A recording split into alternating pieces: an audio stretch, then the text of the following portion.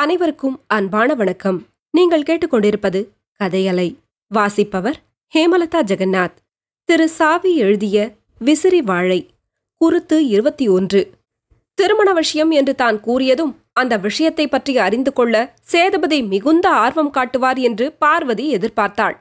ஆனால் விஷயம் எவ்வளவு முக்கியமானதாக இருந்த போதிலும் நிதானமிழந்து பரபரப்பு காட்டுவது அவருடைய சுபாவமல்லவே. சேதுபதி கூறப்போகும் பதிலை எதிர்பார்த்தவளாய் அவர் முகத்தையே கண்கொட்டாமல் பார்த்து கொண்டிருந்தாள் பார்வதி. சற்று நேரம் புன்முறுவலோடு மௌனமாகவே அமர்ந்திருந்த சேதுபதி, எனக்கு இதில் துளியும் ஆட்சேபனை இல்லை, ஆனால் என்று பாதியில் பேச்சை நிறுத்தி கண்களை மூடிக்கொண்டார். தேவி, இவர் மனத்தில் என்ன எண்ணிக்கொண்டிருக்கிறார்? ஒருவேளை நான் கூறுவதை விபரீதமாக புரிந்து கொண்டு விட்டாரோ? பார்வதியின் உள்ளத்தில் திக்கென்றது. ராஜா பாரதியின் சம்மதம்தான் இதில் முக்கியம். திருமணம் செய்து கொள்ளப் போகிறவர்கள் அவர்கள்தானே என்று பேச்சை முடித்தார் சேதுபதி. நிதானம், உறுதி, மன ஆழம் இம்மூன்றையும் மீறி நின்றது அவருடைய அறிவு கூர்மை. திருமண விஷயம் என்றதும் அது ராஜா பாரதி திருமணம் பற்றியதுதான் என்பதை எவ்வளவு எளிதில் ஊகித்துவிட்டார். ஊகித்ததோடு மட்டுமின்றி தம் யூகத்தில் சந்தேகமே இல்லாதவர் போல் தீர்மானமாக அவர்கள் 2 பேர் சம்மதம்தானே இதில் முக்கியம் என்றல்லவா கூறுகிறார். ராஜா பாரதி திருமணம் பற்றிதான் நான் பேசுவேன் என்பதை அவர் எவ்வாறு அறிந்து கொண்டார்? ஒருவேளை என் உள்ளத்தில் மறைந்து கிடக்கும் ரகசியங்களையெல்லாம் கூட தெரிந்து கொண்டு தெரியாதவர் போல் நடித்துக் கொண்டிருப்பாரோ? அவருடைய அறிவை, ஆற்றலை, நெஞ்சத்தின் ஆழத்தை அளக்கும் சக்தி பார்வதிக்கு இல்லை. வியப்பு காரணமாக சிறிது நேரம் பேசவே இயலாமல் கிடந்த பார்வதி கடைசியாக கேட்டாள். ராஜா பாரதி திருமணம் பற்றிதான் நான் பேசப்போகிறேன் என்பதை தாங்கள் எப்படி ஊகித்தீர்கள்? என்னால் உங்களை புரிந்து கொள்ளவே முடியவில்லை. உணர்ச்சி வசப்பட்டிருந்த பார்வதியின் குரலில் வியப்பும் தடுமாற்றமும் கலந்திருந்தன. எனக்கு தெரியும், பாரதியை தாங்கள் கண்ணும் கருத்துமாக கவனித்து வருவதை நான் அறிவேன். அவள் ராஜாவுடன் நெருங்கி பழக தாங்கள் இடமளித்திருப்பதும் தெரியும். பாரதியிடம் தாங்கள் கொண்டுள்ள அன்பு உள்ளத்தோடு ஒட்டியது.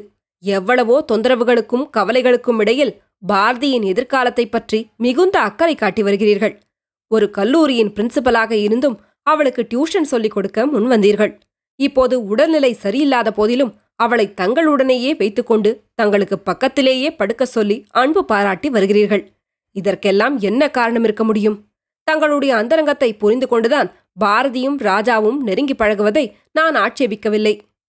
அப்படியானால் தங்களுக்கு இத்திருமணத்தில் பூரண சம்மதம் என்று சொல்லுங்கள்.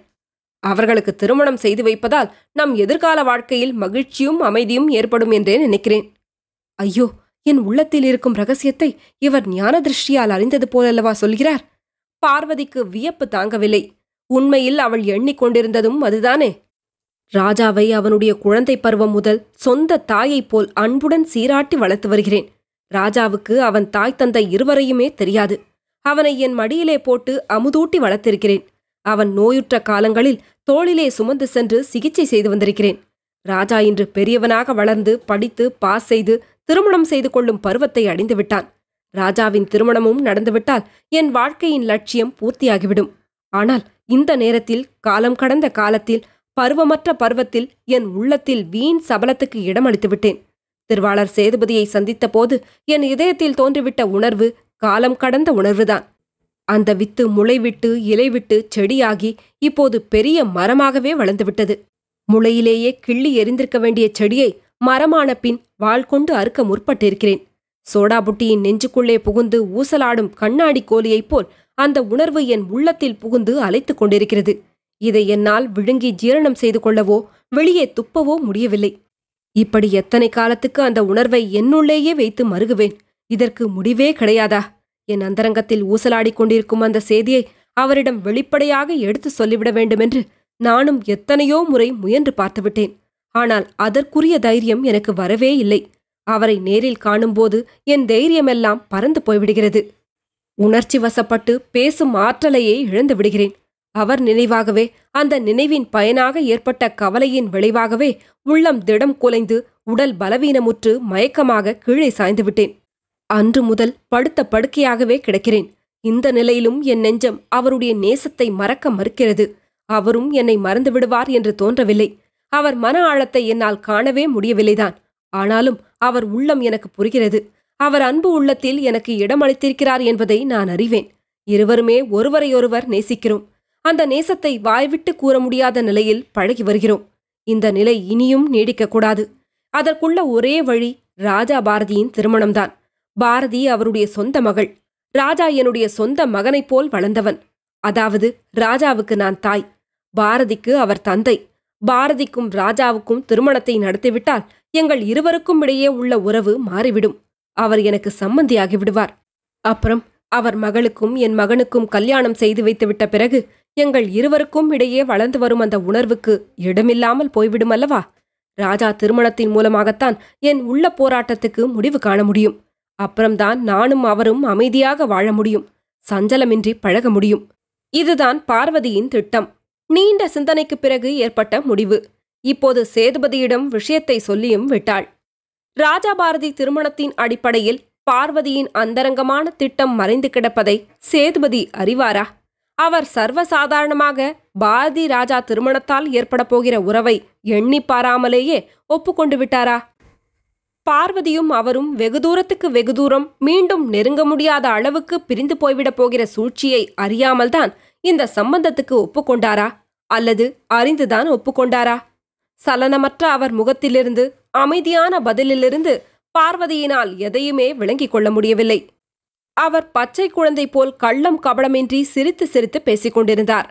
பார்வதியை பொறுத்தவரை பெரும் பாரம், நீண்ட நாட்களாக சுமந்து கொண்டிருந்த இதயச் சுமை அந்த கணமே கீழே இறங்கிவிட்டதைப் போல் தோன்றியது.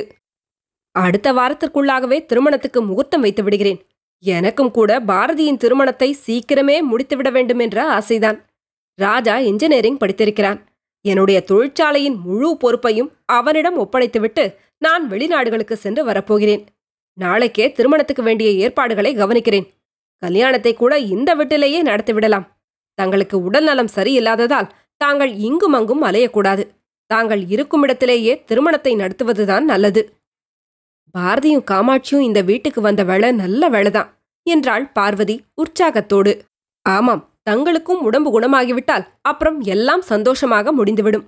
நேரமாகிறது, நான் போய்விட்டு நாளைக்கு வருகிறேன். தாங்கள் இரவு நிம்மதியாக தூங்குங்கள் என்று கூறிவிட்டு புறப்பட்டார் சேதுபதி. சேதுபதி காரில் ஏறிச் செல்லும் வரை அவரையே கண்கொட்டாமல் கவனித்துக் கொண்டிருந்தாள் பார்வதி. அவளுடைய மனவேதனையும் நெஞ்சத்தின் நீங்காத நிழலும் அகன்று உள்ளம் லேசாகிவிட்ட உணர்வு, சேதுபதியின் மீது தோன்றிய இரக்க உணர்வு, ராஜா பாரதிக்கு திருமணம் என்கிற மன நிறைவு, இவ்வளவும் கதம்பமாக அவளை குழப்பி உணர்ச்சி வசமாக்கிவிட்டன. கார் மறைந்ததும் அவள் மெதுவாக திரும்பி நடந்தாள். உள்ளத்தில் ஏதேதோ எண்ணங்கள் தோன்றி தோன்றி அவளை சஞ்சலத்தில் ஆழ்த்தின. அவள் மெதுவாக அடிமேல் அடி வைத்து நடந்தாள். கால்கள் தள்ளாடின. கண்களில் லேசாக இருள் கவிந்து மின்மினி பூச்சிகள் பறக்கத் தொடங்கின. பார்வதிக்கு எதுவுமே தெரியவில்லை. மாடிப்படிகள் வரை சென்று படிகளை கடந்து மேலேயும் போய்விட்டாள். தாழ்வாரத்தை நெருங்கிய போது ஒரேடியாக இருட்டிக் கொண்டு வந்தது. தாழ்வாரத்துச் சுவர், படிகள் அனைத்தும் சுழன்று சுழன்று வந்தன. ராஜா என்று சத்தமிட்டு கூப்பிட எத்தனித்தாள். நாக்கு தடுமாறி நெஞ்சு உலர்ந்து வார்த்தைகள் வெளிவர மறுத்துவிட்டன. அடுத்த கணமே தான் கீழே விழுந்துவிடப் போகிறோம் என்கிற உணர்வு தோன்றவே மாடிப்படிகளின் கைப்பிடியை ஆதாரமாக பிடித்துக்கொள்ள முயன்று கொண்டிருக்கும் போதே அவள் மயக்கமுற்று சாய்ந்து விட்டாள். அத்த அத்த என்று அலறிக்கொண்டே ஓடி வந்த ராஜா பார்வதியை தாங்கி பிடித்துக் கொண்டான். அதே சமயம் பாரதி, காமாட்சி, ஞானம் மூவரும் பரபரப்புடன் ஓடிவந்து பார்வதியை கட்டிலுக்கு தூக்கிச் சென்றனர். அடுத்த கணமே டாக்டருக்கும் சேதுபதிக்கும் தகவல் கொடுக்க போனுக்கு ஓடினான் ராஜா. தொடரும். கதையலை உங்களுக்கு பிடிச்சிருந்ததுன்னா உங்க நண்பர்களோடும் உறவினர்களோடும் பகிர்ந்துக்கோங்க. நன்றி.